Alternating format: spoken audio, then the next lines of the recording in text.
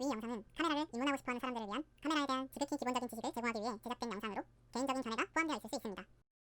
요즘에는 대부분의 사람들이 카메라를 항상 가지고 있다고 해도 무방할 정도로 스마트폰 카메라의 기능이 나날이 발전하고 언제든지 촬영할 수 있다는 휴대성도 갖추고 있습니다. 이러한 발전으로 카메라에 대한 수요가 분명히 줄어들고 있다는 것은 확실하지만 꾸준히 카메라를 구매하고자 하는 사람들은 있습니다. 어떤 차이가 있길래 카메라를 사는 걸까요? 먼저 사진이란 사전적 의미로 빛이나 전자기적 발광을 이용하여 감광성 재료 또는 찰상 소자에 초점을 맞추어 맺힌 피사체의 영상을 기록하는 것이라고 합니다. 쉽게 말하면 피사체를 감광성 물체, 즉 옛날에는 필름, 오늘날에는 카메라 센서 위에 나타나도록 찍어 보존할 수 있도록 만들어낸 것입니다. 오늘날 핸드폰과 DSLR 같은 카메라는 디지털 카메라로 사진을 찍으면 그 카메라의 이미지 센서에서 받아들인 빛을 전산화하여 나타내는 작업을 거쳐 결과물이 나오게 되는 겁니다. 스마트폰의 크기는 DSLR에 비해 작은 편이고 탑재되는 카메라의 센서 크기도 작기 때문에 어두운 곳에서 촬영할 때 노이즈가 많이 낀다든지 우리가 좋아하는 감성 사진인 아웃포커싱이 된 인물 사진을 찍기는 쉽지 않지만 이 부분을 보완하기 위해 야간 모드, 인물 사진 모드라는 소프트웨어적 기술이 발전되고 있고 HDR 기술의 탑재로 후보정에 크게 신경을 쓰지 않아도 된다는 이점도 있습니다. 또한 단순히 촬영물을 SNS에 기재하는 정도로는 카메라로 찍은 사진과 폰으로 찍은 사진을 구별하기 쉽지 않습니다. 그러나 나는 스마트폰 카메라보다 더 다양한 화각의 사진을 찍어보고 싶고 심도 표현이 잘 된 인물 사진을 찍어보고 싶고 야경 사진과 같은 저조도 환경에서도 좋은 퀄리티의 사진을 촬영하고 싶다, 후보정을 따로 해서 작품을 만들어 보고 싶다 하시는 분들에게는 카메라 구입을 추천해 드립니다. 자, 그럼에도 카메라에 입문하고자 꼬이 마음을 먹으셨다면 고려해야 할 사항들에 대해 알려드리겠습니다. 가장 먼저는 크롭 바디와 풀프레임 바디입니다.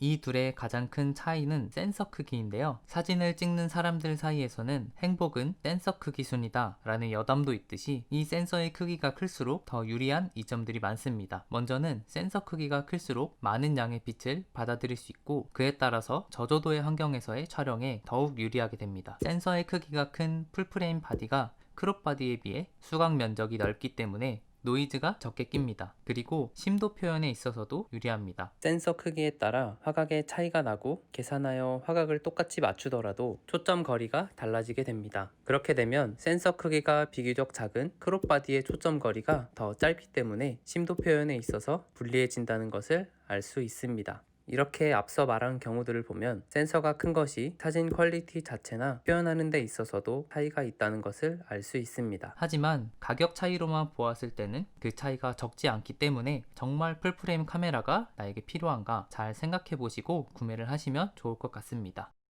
두 번째로는 DSLR과 미러리스입니다.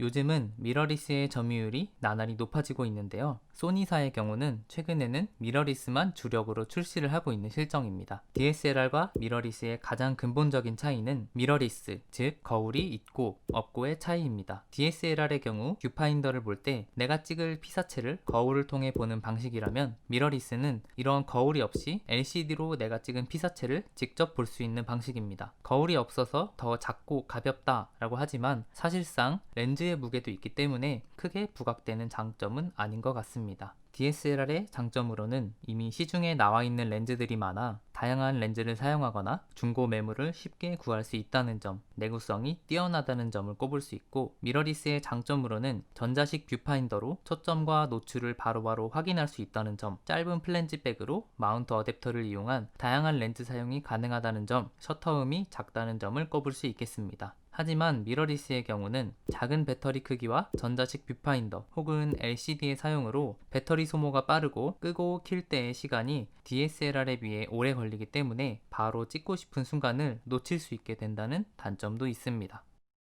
캐논, 소니, 니콘, 후지 많은 카메라 브랜드에서 많은 종류의 카메라를 내고 있습니다. 사실 이 중에서 안 좋은 카메라는 없습니다. 어떤 카메라를 선택하든 다 장단점이 있고 본인이 찍고자 하는 사진, 바디와 렌즈에 투자할 수 있는 예산 등 많은 기준에 따라 더 적합한 카메라가 있을 뿐입니다. 잘 찾아보시고 자신의 상황과 여건에 맞는 카메라를 구매할 수 있으면 좋겠습니다. 그럼 즐거운 카메라 생활 하시기 바랍니다. 감사합니다.